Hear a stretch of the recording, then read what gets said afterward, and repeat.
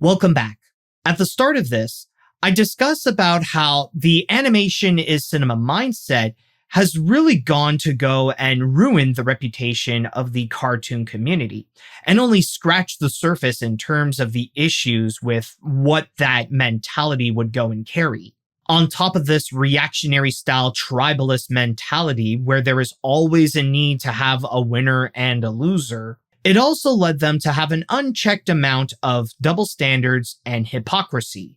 While I did acknowledge my past mistakes with the Sony Pictures animation hatred from a decade prior, it's hard to ignore that the community is now committing the same mistakes that I used to do, especially when it comes to their hatred towards Disney, to which nowadays, as presented by their feelings towards Hex, is now rather forced, and it feels more like they're just desperately trying to keep a trend alive when the trend is already dead and their forced bias is now viewed as cringe than to actually look cool as an animation fan. But in this part, however, we're going to go even deeper with the problems of this animation is cinema mindset. And we're going to be diving into subjects like how that has developed a populist mentality where now that's the only thing that's keeping the cartoon community alive, their lack of knowledge of indie animation, their behavior during award season, their dependence on nostalgia, and how they treat animators, to which unfortunately the problem with harassment is becoming more and more of a common issue. Why is that? Well, allow me to explain. And that is why whenever I see them, especially when they would go and enable their hatred for Disney and go after projects, rather it be stuff that's already released like Wish or stuff that hasn't even come out yet like Hex, I can't help but feel like, honestly, there's nothing that Disney can do to really go and please them, because ultimately the cartoon community has devolved into a populist group. Because nowadays, the only thing that's holding the group together is not their love for the medium, but rather the fact that they have a common enemy. The fact that they are all together to go and fight against this corporate elite that they must go and take down by any means necessary. And for them, their target is Disney. So unless they would go and put out an absolute masterpiece, like something that would be considered one of the best movies of the year, by that point, there's nothing Disney can really do to go and satisfy the cartoon community, because what the community ultimately wants is an enemy, because that's the only thing that could keep the group together. But this is not to say that Disney is their only enemy for their big narrative. From time to time, they could go and change things around depending on what current situation may happen. Sometimes they would go after AI. Sometimes they would go after some major corporate actions like mergers. Sometimes we see them go after other executives. But the reason why I go and highlight Disney is mainly because they're probably the most common enemy for their narrative. Whenever they do get into that populist mode and that they need an enemy to go and fight against, one of the first ones that they commonly go to would be with Disney. Especially now, whenever they would talk about animation, it's becoming less about the things that they do enjoy, and it's becoming more about the things that they do hate. It's more the doom posting, ironically enough, that's now becoming more the glue of the cartoon community than their love for whatever new series is out there or for whatever new movie would go and come out. Because even if there are some of those that do get released, nowadays they are far and few between compared to how it was back in the 2010s. Not to mention that they keep acting increasingly desperate to go and find a savior of the medium, that they need to find an entity that can go and save animation. Especially when, as I'm recording this now, Disney is in a position that is very similar to how they were back in the 2000s, where they would end up releasing some box office bombs, and not all their movies would end up being highly praised by critics and audiences. that they need to find someone else to be their savior in order to go and keep up the medium, in order to go and present how animation is cinema. And in this day and age, you'll often find that some people would lean towards indie animation, and that they would go and highly elevate the works from Spindlehorse or Glitch Productions to say that they would become the new masters of animation, and that this means there's a massive shift in the medium where now they are going to be more dominant than whatever comes out in the mainstream. And this is honestly another problem I want to bring up with the cartoon community that not many people are talking about. Because as much as they go and hype up indie animation, I believe they don't know what it actually means. Because the truth with indie animation is actually a lot more of a broad term than how they would go and portray it. Because the cartoon community's definition is honestly very limited, especially when they mainly discuss about certain few projects that are indie, but are also among the most popular. Like whenever you would see, like especially when creators would go and talk about indie animation, for the most part, they would only bring up a few examples. Like they would go and talk about The Amazing Digital Circus, or maybe another project from Glitch Productions. Sometimes they would bring up Lackadaisy. They would also bring up the works of VivziePop, whether it be the Helliverse stuff like Has Been Hotel and Hell of a Boss. And that's pretty much it. But the truth is, indie animation is so much more than that. Keep in mind, indie animation is animation that is being produced outside of the Hollywood system, outside of the mainstream studios. You got the films that are internationally created, or you got the works that are made internationally, like outside of the United States, and maybe a few exceptions as well, like also outside of Japan, and maybe outside of other high-profile studios that are not in the US, such as Aardman. Like you got all those cartoons that are made all around the world that are also indie animation.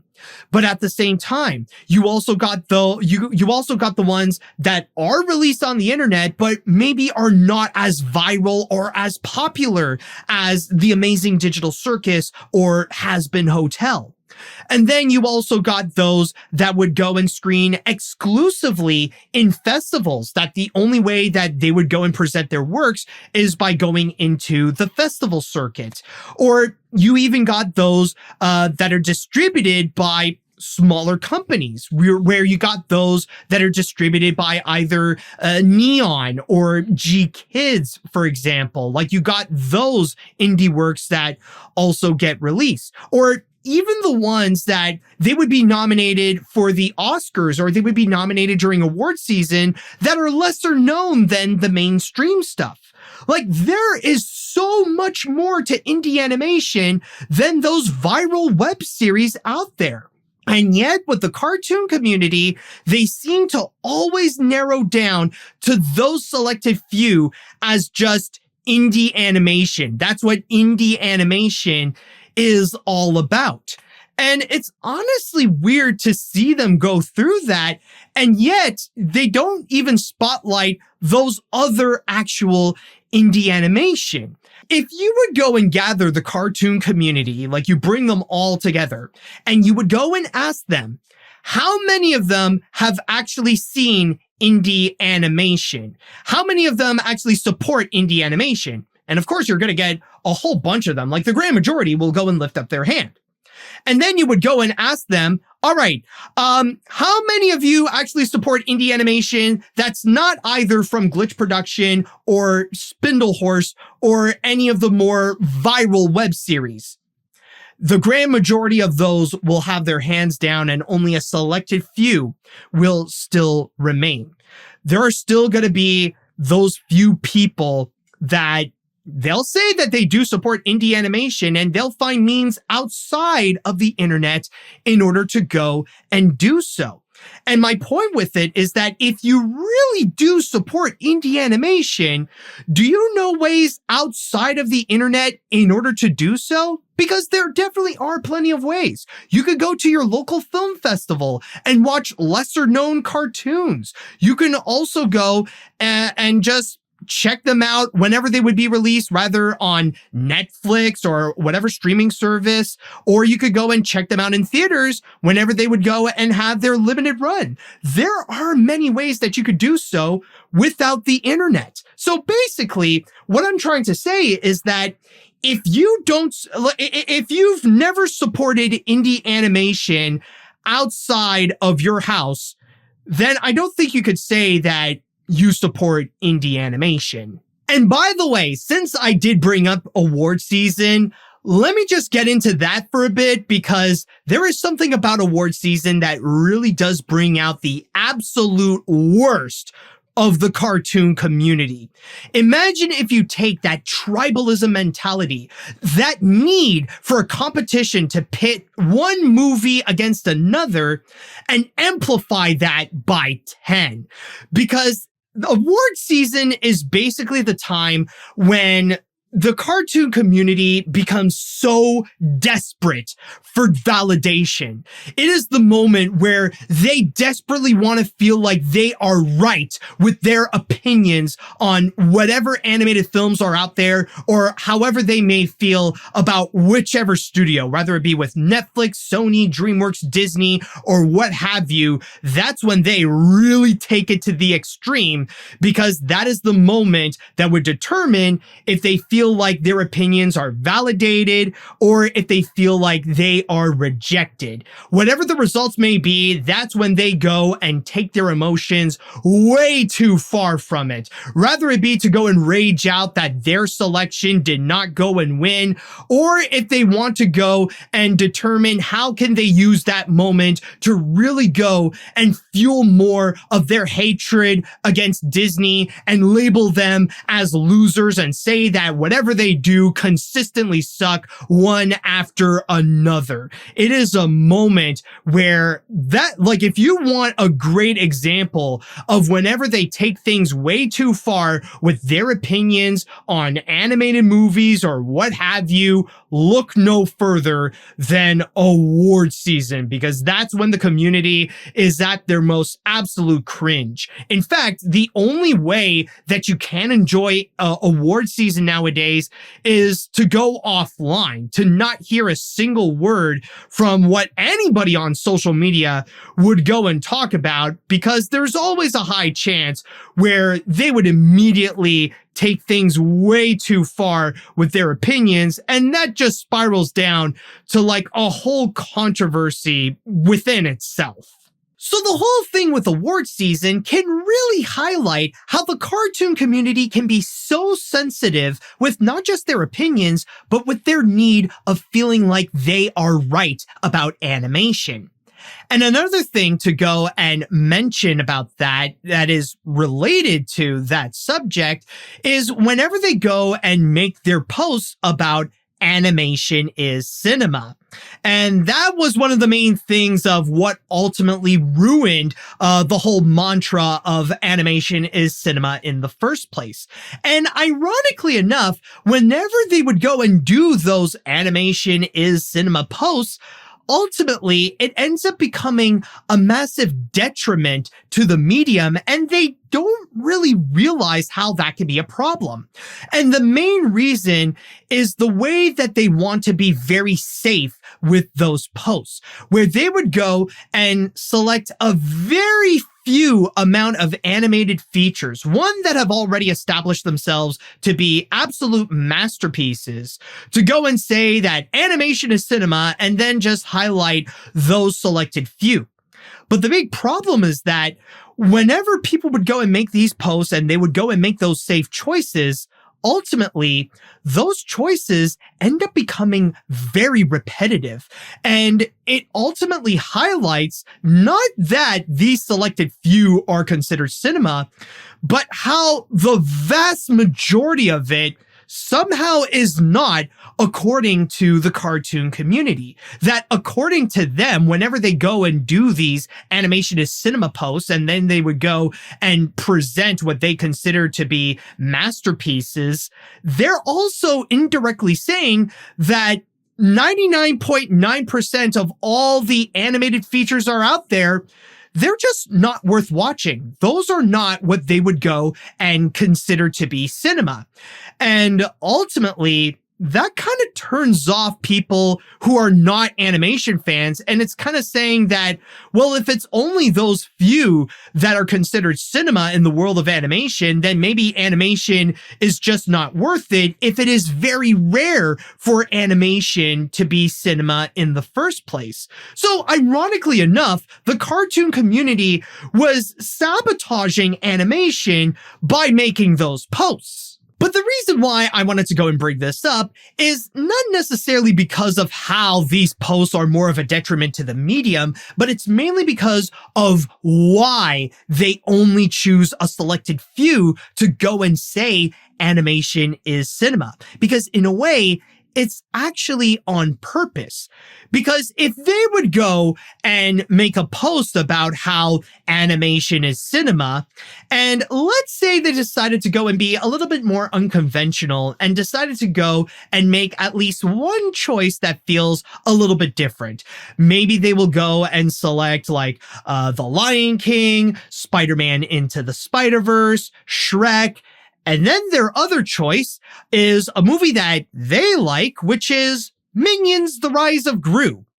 And by that point, that's when it's going to cause a controversy. It's going to cause quite a stir within the cartoon community, because that's when people are going to suddenly jump into that post and really question or blast the post by saying, how the fridge is Minions: The Rise of Gru cinema? That's not cinema. That shouldn't represent what animation is. And then people would then go into a massive argument about what should be considered cinema and all that kind of stuff. It ultimately causes a massive mess because of what their definition of animation is cinema is. And again, this really does highlight how is it that just having opinions can be a sensitive subject matter within the cartoon community. In fact, I would even go as far and say that having a different opinion or having what is considered a hot take or an unpopular opinion or what have you, that is actually something that is considered rather taboo in the cartoon community. And I remember this is actually something that I've had a conversation with Burb about, with the fact that when it comes to the cartoon community or when it comes to the entirety of that particular fandom, it is relatively small compared to some of the other ones, whether it be for gaming or for major franchises like Star Wars or for anime or what have you.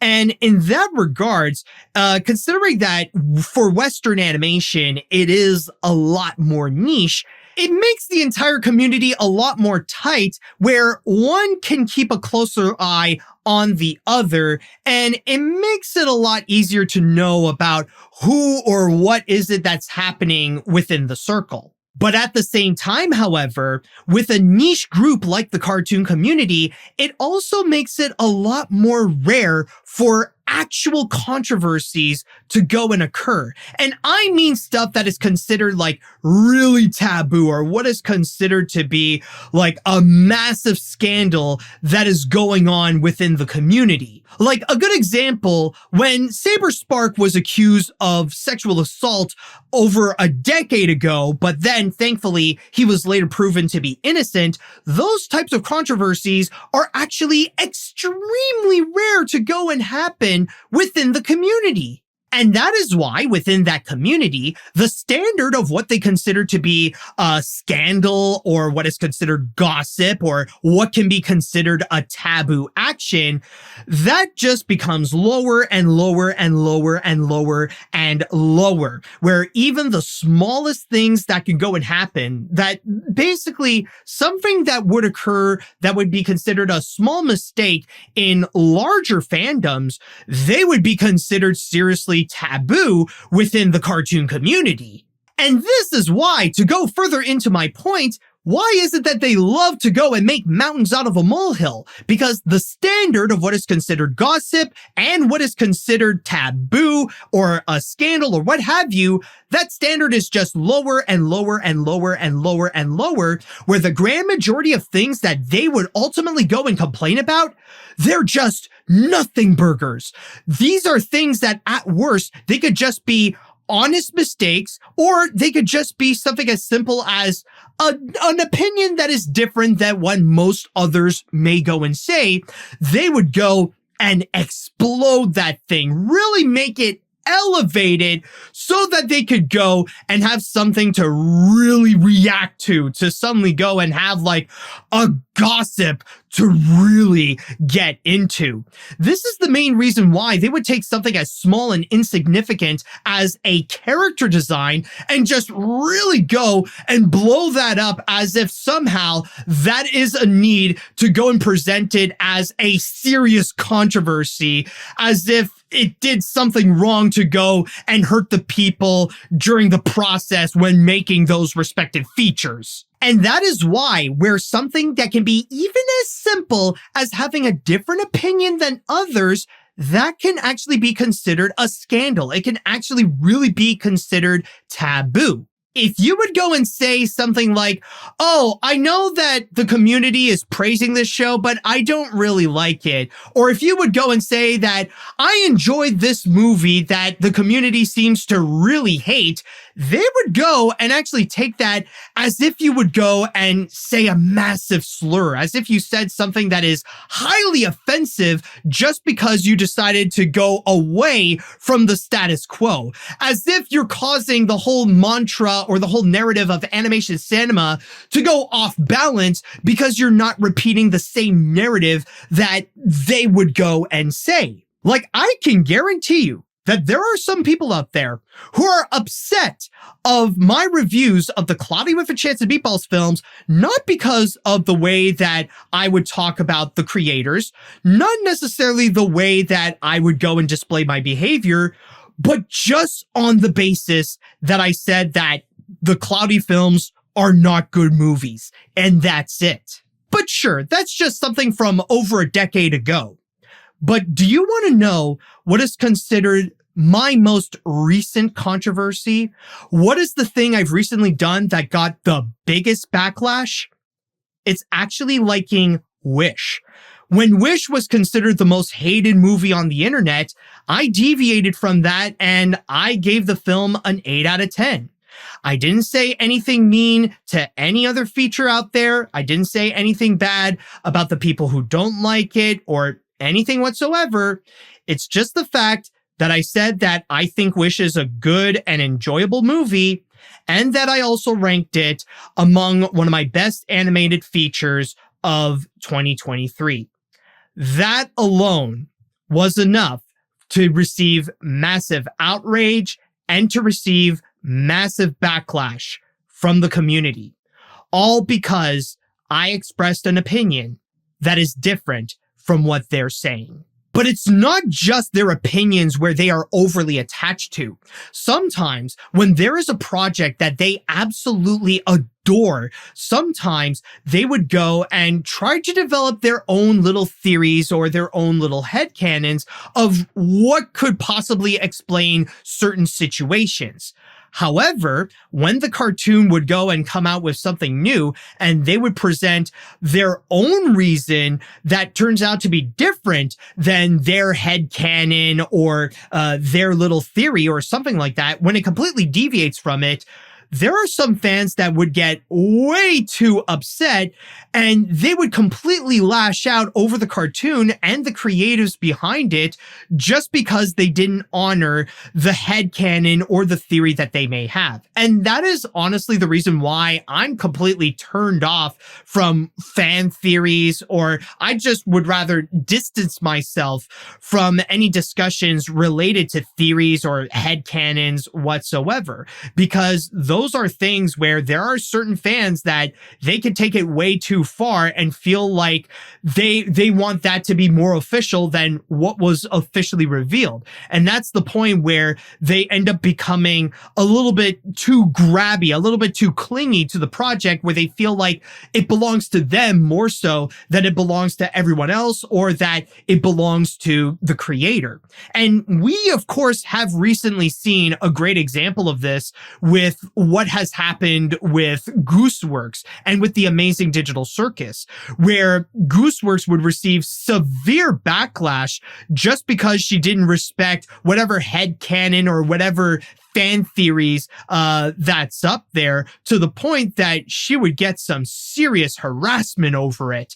And I will get more into that soon, because that is related to a different point that I want to go and talk about. But anyways, to go back into what is considered scandalous in the cartoon community, this is why nowadays I've started to notice more and more whenever there is a discourse within the community, it's becoming less about the actual cartoons themselves, and it's becoming increasingly more about what other people are saying about animation, rather it be what certain other creators have said in regards to a specific cartoon, or what is it that other people in the community, what is it that they post about Twitter that they need to go and mention, like, oh, could you believe what this person would go and say? In fact, there are even videos out there where people would just go and say, this person is wrong about this cartoon and here's why. It basically becomes this ultimate competition where they want to go and come out with the best opinion about whatever cartoon may be out there. Like, it really is becoming a lot more about what's happening in terms of the drama in the cartoon community than just simply talking about the cartoons. Like, it's more about what they say about cartoons than it is about the cartoon themselves. And this is exactly why the cartoon community is becoming less and less of a fan base, and now they're becoming more gatekeepers. Now they're becoming so sensitive about their opinions about animation and what is it that makes animation cinema and stuff like that, that now they're at the point where it feels like they're putting up high security over what is it that people can go and say. That if you don't want to risk of being seen as the clown of the day on social media, or if you don't want to face whatever backlash, then you just have to go and follow whatever status quo that the cartoon community would go and put in, and only praise just the selected few that they would go and approve of. It's honestly ridiculous, because not only is it right now with the way that they want to handle animation as cinema, as I said before, not only is it becoming a detriment to the medium, but it really is at the point where, again, now they're just gatekeeping opinions, and they're really gatekeeping how things are within the community. This is why being in the cartoon community really feels like you're in a Stepford neighborhood, where you constantly have to stress over every action that you may do, because everybody's got eyes on everyone. And even one little thing that might seem out of line, or even if you just want to go and enjoy something that you just want to go and put on and have fun with, they will want to go and judge you, because whatever you may do might be a hindrance on the image of animation is cinema. But then you have another factor that comes into play here. Something in which the more that the cartoon community clings onto and the more that they become dependent on it, the more that they go down on this downward spiral. And that is nostalgia. Now, listen, I am not saying nostalgia in general is a bad thing.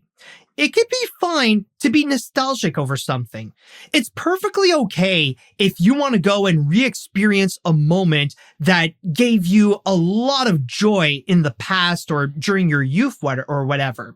If you want to go and re-experience a childhood classic that you enjoyed as a kid, that's perfectly okay. Now, this may seem like a funny comparison, but I consider nostalgia to be like a recreational drug, kind of like alcohol or marijuana or something like that. Basically, if you want to go and take it by little doses, just to go and have a little moment of joy, just a little moment of escapism where you can have fun with something that you've enjoyed in the past, that is perfectly fine. However, just like those recreational drugs, there is such a thing as being too dependent on it, and there is such a thing as a way that it can pretty much ruin your life if you're just craving for that feeling again and again and again. And I'll just say right now, yes, I understand that we are currently living in some pretty hard times right now.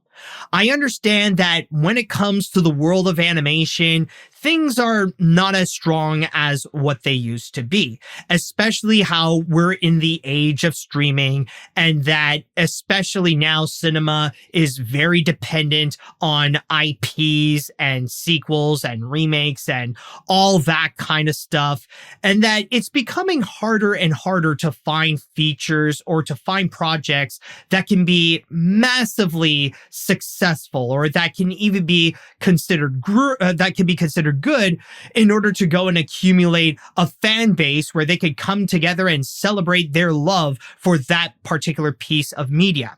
I do understand that. And this is not even to mention how even outside of that, life right now kind of does suck, unfortunately, especially with things that are becoming more and more expensive, rather it be with groceries or gas or housing or stuff like that, how fascism has gone completely rampant, especially in the United States, with all the different wars that are simultaneously going on.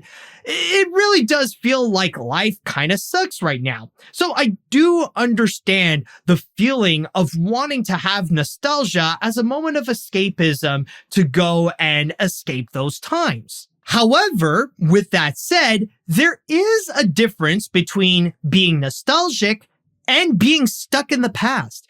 Because one problem with the cartoon community, or at least with those who are toxic, is that there are many of those who feel like they really are stuck in the past and just wish that they could forever live in the 2010s.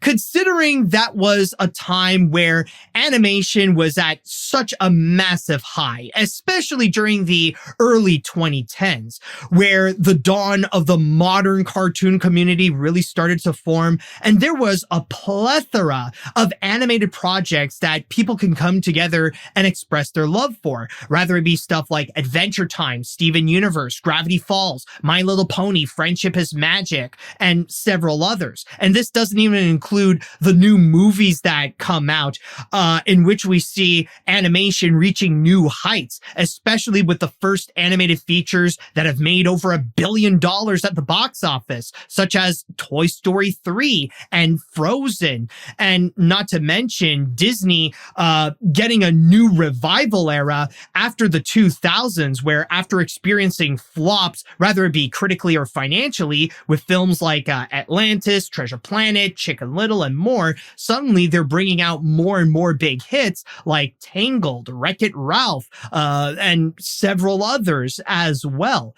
It was definitely a time to shine for animation, and it really felt like animation has this new era where they could really go out and prove that animation is much more than a kid genre, that it really is an artistic medium that should be taken seriously.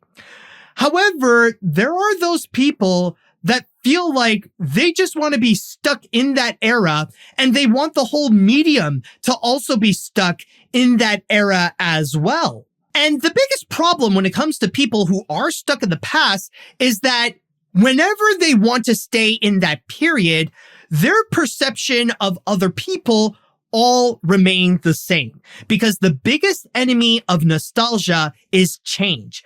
And People who want to be stuck in the past, they do not want anything to go and change whatsoever, which is why they would go and hold a grudge onto things that don't hold up to that standard of how they remember things were in the past, which really does explain why is it, or at least partially to why is it that they have such a hatred for Disney right now, because the standards of the movies that they would be releasing nowadays, they're not on par compared to how they were back in the 2010s with Wreck-It Ralph, Frozen, Zootopia, Moana, and others as well. But what's even worse for people who are stuck in the past, because they don't want to change, they don't believe other people can change as well. And however they perceive those people back in whatever era, which in this case with the cartoon community, with the early 2010s, they see those same people the same way. They think that those admirable people from that era, they're still admirable people, and that the clowns from that era, they're still seen as clowns no matter what. And I can speak from experience that this is a big reason as to why there are still some people who still only see me as the Sony animation hater, as the guy who rants about Cloudy with a Chance of Meatballs and Hotel Transylvania, because that's how I was back in the 2010s. And even if I put in an effort to go and change, the problem is that's the animat of the 2020s. And they don't want to see anything from the 2020s or anything like that. They just want to see whatever they see in the 2010s. So for me, because animat of the 2010s is the Sony hater, for them, I am forever the Sony hater no matter what. And some people get that short end of the stick the same way. I know that there are some others as well whom they were clowns in the 2010s, and regardless if they have significantly improved nowadays, they are still seen as clowns. And another good example is actually with Mr. Enter. Now, I know that back in the 2010s, Mr. Enter has often been regarded to be a bit of a joke, especially when it comes to his attitude when he would go and present his opinions in regards to SpongeBob and Teen Titans Go. In fact, there was the infamous controversy where he ended up causing harassment towards some of the writers of SpongeBob and Teen Titans Go just because of some episodes that he didn't like, which ultimately did cause some backlash. And sure, throughout the years, there have been some incidents that did occur with him that ultimately, well, didn't work out for Enter, such as starting out his own Kickstarter with his animated project that was ultimately a bomb. And then there was also the whole turning red situation. But to Enter's credit, he has significantly improved over the years. He has really gotten better, both as a person and as a YouTuber. And even nowadays, he has done a lot of very admirable stuff. He was one of the top investigators that he and his team really did dig deep down to go and see if whatever allegations that have been going on with the whole SaberSpark case, if it was true or not. And he was also working hard to go, or as I'm recording this, still has been calling out one of the most problematic people on YouTube or in the reviewerverse, Star Giant Productions. So I think with Mr. Enter, he has definitely become so much better than what he used to be in the past. Unfortunately, however, there are those people that just refuse to go and see the improvements that John has done over the years. And that's mainly because they still want to see him as the butt of the cartoon community's joke. That because in the 2010s, he was a joke, for the people stuck in the past, he has always been a joke. And this is why there can be some downsides of nostalgia and how it can really make you stuck in the past. Because if you fail to see what's in the present right now, then you end up getting a false image of how people are nowadays. Because the reality is that people can indeed change. And if you want to go and ignore that because that's not how they were back then the problem is that you need to change as well. And you need to let go of the concept that past era you still want to be in is still around. We are in a new age and you have to learn to change and to adapt. But to go back into the factor of cartoons and with movies in general, I would even say that nostalgia is also a massive factor in terms of the grudge against the Disney live action remakes. Of course, a lot of people will go and argue that the reason why the Disney live action remakes exist in the first place, or may I say live action remakes in general, considering that it's no longer just Disney that's doing it, a lot of people will say that the reason why they exist is just to go and capitalize on nostalgia. And that is absolutely true. But not many people would also go and discuss about how nostalgia is also a factor in terms of the hate of these live action remakes. The fact that they would take many of these iconic classics or many of these fan favorites that people cherish so much, and then you turn that into live action.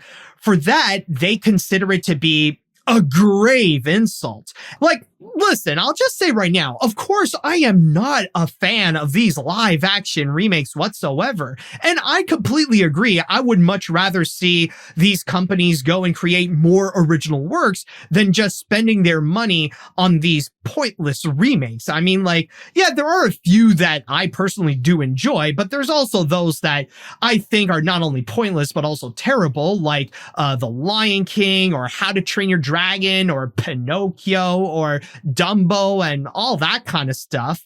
But the thing is that there are times when people can take it way too far, not just because of nostalgia, but also like you do have the factor how they see that as an enemy of animation is cinema, considering that it is taking an animated property and turning that into live action. There are those times where honestly, like I do agree with many of the criticisms against them, but there are also times when I feel like they can be a bit much. And there are times when I feel like I just got to step back and I just got to tell these guys like, calm down. They're just movies. Like you don't have to take them so personally. You know what I mean? However, I actually have one perfect example of how nostalgia can absolutely be toxic in the cartoon community and that it has caused some massive problems where their behavior went way too far over certain projects. And that is in regards to DreamWorks animation. Now, it's rather surprising to go and hear that the cartoon community would go against DreamWorks animation, considering that, especially by the time I'm recording this, they have been doing quite well with the reception from the community and have brought out some fan favorites, whether it be with Puss in Boots: The Last Wish or The Bad Guys or The Wild Robot. So far, they seem to be on the community's good books. But not all the time, though.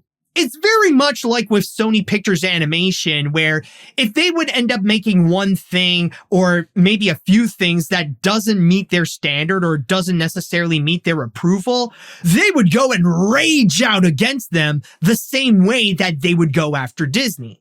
And there are two perfect examples of this. The first one is in regards to Kung Fu Panda 4. Now, in my opinion, I do agree that Kung Fu Panda 4 is the weakest of the Kung Fu Panda movies, especially when the writing doesn't feel as solid as the previous three. And on top of that, the elements that they have promised just feel like senseless nostalgia bait that unfortunately does not deliver, especially when they really hyped up the return of Tai Lung.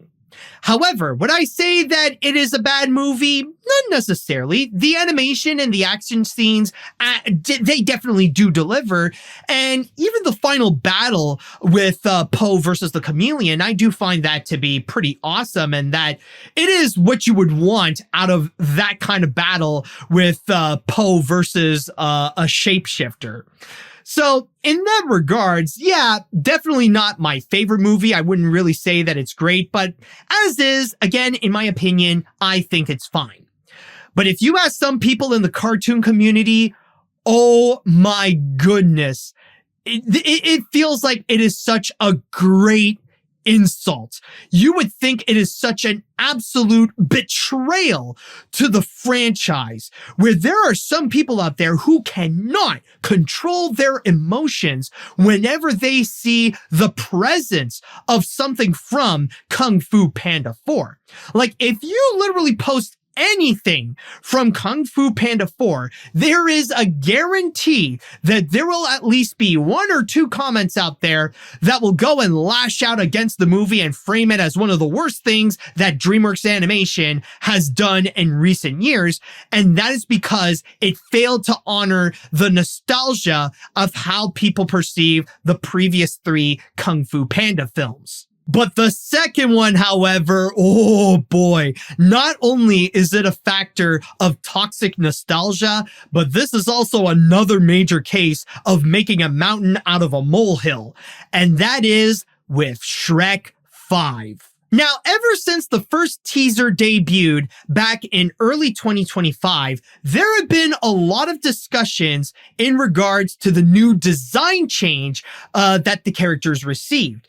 And this is not just different compared to the original Shrek movies, but this is also different to what they have previously done with the new style of Puss in Boots: The Last Wish. You got those people that hardly noticed a difference whatsoever and felt like the designs are still the same. You got some who noticed the difference, but are open to it and want to see how things go. And then there are those who hate it with a passion. Again, this is something that they feel like it is a great insult to their own nostalgia because Shrek and the rest of the gang don't look exactly like how they were in the previous Shrek features. That they abandon the hyper-realistic style that they had in the past in favor of a new, more cartoony style that emphasizes more the comedy. And from there, that's when it received massive backlash from animation fans, where several videos would come out ranting about it. And there are those people that try to go and campaign by saying that they need to do the similar actions of the ugly Sonic the Hedgehog from the 2019 trailer, where they would go and harass the hell out of DreamWorks and out of Universal to force them to change to make it be like how it was. And when the other teaser trailer came out to show more of the animation and that they still maintained that same animation style, that's when the backlash still continued. That's when they would go and still keep on going when it comes to the hate for the new design and so on and so forth. And that's where it was at the point. It was one example where I just felt like the controversy and the backlash, and whenever there would be an outburst from the cartoon community, that's when it ultimately feels like the same thing. That they would go and complain about the character designs of Heck, saying like, oh, it's too much the same as what other Disney films would go and do. And then Shrek 5 would come out as like, oh, this is too different than what they used to do with the other Shrek films. Like, at that point, it really just feels like now they just want to go and complain for the sake of godforsaken complaining, and there's no sides where you can go and just win.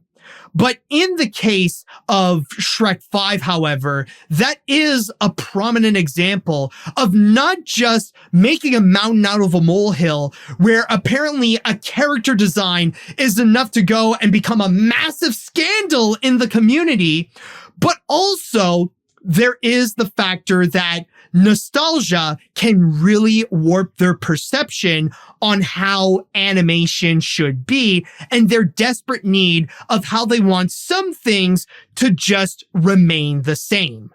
But then there is another problem that I would say is similar to the factor of indie animation, where they claim to be strong supporters, but when you actually look upon their actions and when you look upon the records, it actually shows otherwise.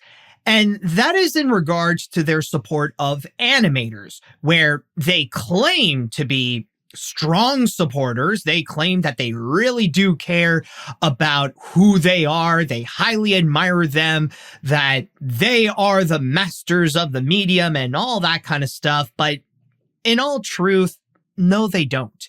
They don't actually care, or at the very least, they're not among the highest priorities of what they actually care about. And when it comes to how the fandom actually views the people working in the industry, at best, the value of animators and creators and artists who do work in animation, their value is only as strong as the project that they work on, because the product itself is much stronger than the well-being of animators in terms of what is it that the fandom values the most. Now, this is something that I am aware that this is very common in terms of fandoms in general. A lot of them, especially those that have a notorious toxic reputation, from there, they would always go and, in the best case scenario, value the products that the people would go and create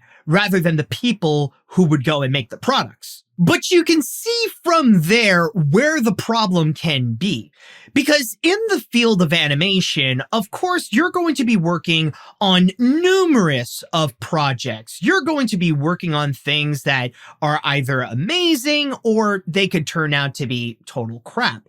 And depending on your position, sometimes you'll just do a little job on one major project, and sometimes you'll have a bit of a bigger position on a smaller project. But it all depends ultimately on what is the highest position you've been on whatever project you are, where people are going to remember you the most. And ultimately, that is how the fandom will judge you. And considering how their emotions that they have displayed in terms of certain animated projects, you could see how it could go a little too extreme, or that the judgment can easily go a little bit too far. Like, for example, if you are known as a director of a highly acclaimed animated feature, something that went on to become very successful, highly praised by critics, got a lot of word of mouth, and even received some awards along the way, then you would be considered a very admirable figure. You will see people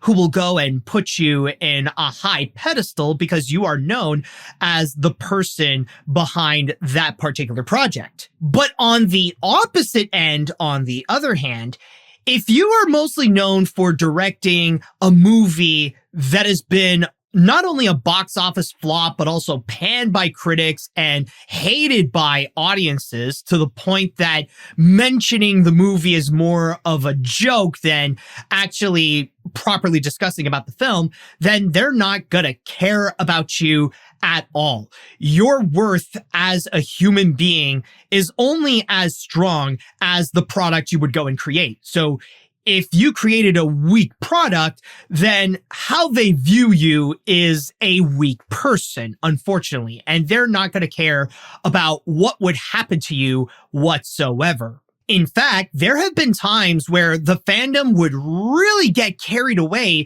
over something that they hate the most and completely disregard about the people working behind the scenes. Because people will tell you that at the bare minimum, even if you don't like something, you shouldn't be going after the people behind the scenes because all they're doing is just doing their jobs. They're just making cartoons, and that's pretty much it. And it shouldn't be considered a crime if they end up making something that is not up to your standard. But there are plenty of people, unfortunately, in the cartoon community that they just don't care, where they end up falling into the same mistakes that me and Mr. Enter used to do, and that they only focus exclusively on their hatred on whatever cartoon is out there, and they would go and disregard about who is in charge. They feel like if you were involved of that thing that they hate so much, they consider you a criminal for it. And yes, I do know that over the years in the cartoon community's history, this has always been like that. And we have seen from time to time where they would go and rage out on certain projects and that they would be at minimum disrespectful towards the people behind the scenes, such as the case when we've seen the rage of Johnny Test, or even with Teen Titans Go, or some of the later seasons of SpongeBob, for example. But nowadays, it has become far more rampant, and that's why it can often feel very overwhelming when there is a cartoon that the community desperately wants to hate. Like, one great example is in regards to Velma. That is debatably one of the most hated animated shows in recent years. Now, I will say right now, I haven't seen an episode of Velma, and based on the word of mouth that I've heard, I'm not really that interested in it. But one thing that did take me away from even touching Velma is the reaction from the cartoon community, where the hatred is just overwhelmingly strong. And I was very much put off when the news came out that Velma was canceled and the cartoon community was just fully celebrating its cancellation, saying that the evil is over and all that kind of stuff, and completely disregard about the people behind the scenes. Like, even if you do bring up that, hey, this is not really good news because people are going to lose their jobs, they're not going to care. For them, what they care most is their hatred for Velma, and they want to feel like they had a victorious moment because the whole thing was canceled. So really, for them, it doesn't matter about what happened to the animators. For them, they just care more about their anger and hatred towards the project. And they don't care if people have lost their jobs. They're just going to go and celebrate regardless because, hey, the project is done. And I mean, the loss of jobs is just a small price to pay. Another great example that I'd like to bring up is in regards to Angus MacLean and Galen Sussman. And I feel like with the outcome of those two, they really represent very well in terms of, even though they may have a very prominent career in animation, their worth can only be as much as the one thing that they're the most well known for. And fans will go and take action to only that accordingly. Now, the thing with both MacLean and Sussman is that they are two longtime Pixar veterans. They have worked at the studio since the 90s and have been credited in several of their beloved pictures. And when it comes to the most prominent work, like where they would go and reach very high on the ladder, it was actually with the 2022 movie Lightyear, to which MacLean was the director of the picture, while Sussman was a producer. However, in the following year, in June of 2023, unfortunately, Disney was doing another round of layoffs, and this one affected Pixar, to which unfortunately both MacLean and Sussman were let go. And even though with both of them, they are very similar in terms of their careers and what they have done at Pixar, the reactions cannot be more opposite. When it comes to MacLean, people did not care whatsoever. In fact, if there were those who would bring up MacLean, some would unironically celebrate that he lost his job at Pixar, mainly because of the fact that he is mostly known as the director of Lightyear. And considering how there are some in the cartoon community that would have a great hatred for that picture in particular, they would let their emotions get carried away and feel like, well, because he did Lightyear, it would be justify to go and fire him, like to go and present that kind of entitled attitude. However, when it comes to Sussman, she would get a lot of sympathy and a lot of attention in terms of losing her job.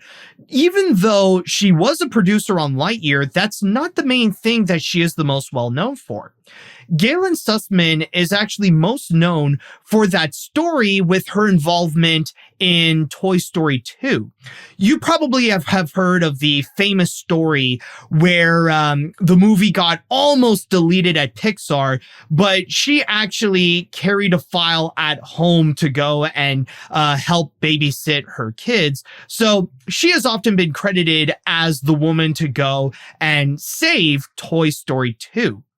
And that's why you see, in terms of those two completely different reactions, it doesn't necessarily matter how long they have worked at Pixar, what kind of movies that they have been working on over the years and all that kind of stuff. Because of that one notable thing that they have done, people believe that Angus MacLane is the lesser because he was known more as the director of Lightyear, while you got Galen Sussman, and even though she does have the same kind of credentials as a producer of Lightyear, because she is known for that one unique story at Pixar, she would end up being highly elevated. Again, doesn't matter how long you have worked on a studio like Pixar, or if you have a very admirable portfolio and have done a lot of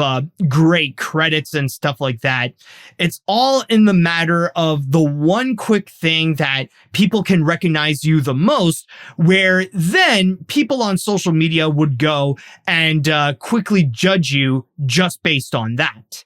Unfortunately, in this day and age, the worst case scenario is that if you end up being someone who is part of the creative process of making something that the cartoon community absolutely hates, then the worst case scenario is that you would end up getting harassed if they ever find out that you were involved with that particular project. And I've already mentioned before about the example with Fix and what happened to some of the animators there, despite the fact that it was at a time when Sony Animation was still highly praised, K-pop Demon Hunters was at its prime. People didn't care. They don't care about where they worked and stuff like that. If they made something that they hate, they would end up getting harassment or even worse. But you know what's the worst thing about this whole case? Is that the group that ends up getting the absolute worst, and I would even say even more than the projects that the cartoon community hates, is indie creators. I would argue that indie creators are the ones who get it far worse than any artists or animators out there. And the reason why I say this is that there is a secret benefit to working on mainstream projects if you are an artist, an animator, or what have you. The thing is that at least with mainstream projects, it is far more likely that you're not going to get the blunt of the hatred from the cartoon community. Now, I'm not going to say that this will happen all the time. Again, Fix is an example of this. But the thing is that the anger and the hatred that they would have for that particular mainstream project, it would end up being received towards the company and the executives that are in charge. Rather it be with David Zaslav with Warner Brothers or Bob Iger with Disney, considering that the cartoon community has complained so many times about those individuals right there. And that is one thing. But when it comes to indie creators, however, they don't have that luxury of having someone on top of them to go and ultimately blame. Because as indie creators, they are the ones that are responsible for the project itself. They are considered the top ones to go and ultimately develop either the movie or the series or the cartoon or whatever. So in that regards, if that indie project ends up doing something that the community does not approve of, then they will go and unleash their anger and their hatred, and they want to go and harass the creators ultimately. And again, this is especially the case with Gooseworx, where at the end of the Amazing Digital Circus's run, it felt like the controversy and the outbursts from the community and the fandom, specifically from them, had become more and more common. I even said before that it was becoming more and more difficult just to go and catch up with what the fridge is going on and what is it that people are getting so upset about.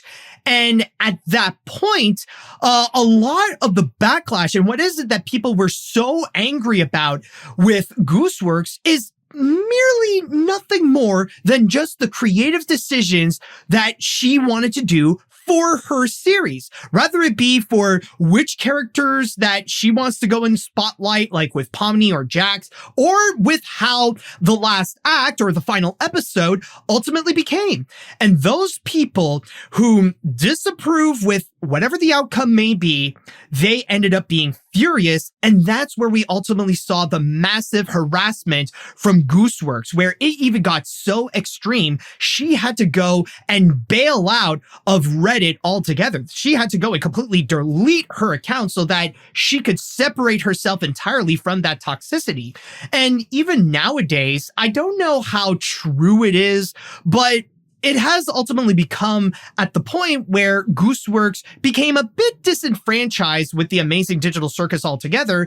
And once that series was done, she just wanted to move on and has no interest in being involved with the Amazing Digital Circus altogether because of how the fan base, or at least the toxic side of the fan base, has completely ruined it for her. And this is not even to mention how also Glitch Productions has been getting a lot more and more of the receiving end of the hate from the toxic side of the cartoon community. And at that point, this is also another example of how I feel like all the complaints that have been going on from the community, they are starting to sound the same, because I feel like, especially because of their narrow definition of what indie animation is, people are going after Glitch Productions the same way that they would go after Disney, labeling them as a greedy company, hating upon their creative choices of what they would do with some of their projects, like what we have seen with the Amazing Digital Circus, or even a bit of Knights of Guinevere, no different than when they would go and complain about some of the creative choices of Wish, or even with something like Gameoverse, they would be complaining about the character designs, no differently than when they would complain about the character designs of Hexed. So in that regards, regardless if it were an indie production or if it's an indie creator, they don't care about that indie label or what they've previously said about how they view indie animation altogether. For them, if there's something in there that they don't approve of, they will treat them no differently than how they would go after any of the mainstream companies such as Disney. And holy shit, man, I don't even want to get into the situation with VivziePop, because honestly, that's like a whole can of worms in itself.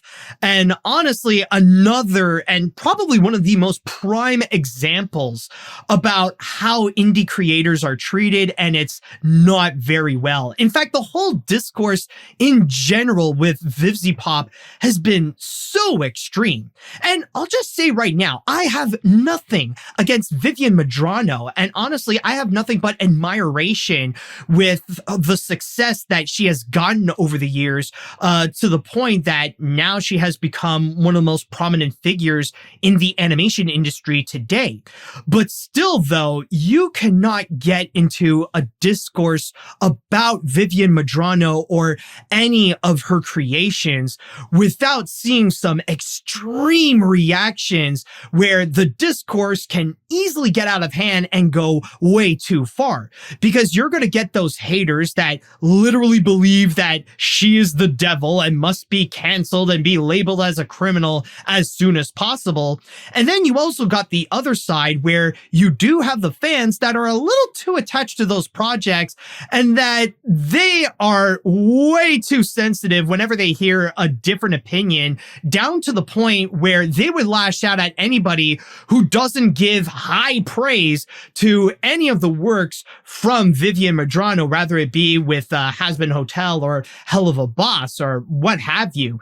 Ultimately, that's sadly something that I know this is going to sound bad, but it has honestly made me want to distance myself from anything related to any of her works. Again, this is nothing against her, but I just feel like, honestly, when it comes to the discourses, when it comes to the fans, and when it comes to the haters and stuff like that, it's just a little bit too much where I'm a little afraid to even go and touch upon it, because whatever opinion I may go and express in regards to something like Has-Been Hotel or Hell of a Boss, I'll just end up getting massive backlash, and there's no way that I could go and win on this. And by the way, yes, I know that like with these indie discussions, again, this does not reflect on all the fans of The Amazing Digital Circus, and this does not reflect upon all the VivziePop fans for sure. Like, I know there's a lot of them that are great people, but there are those toxic ones that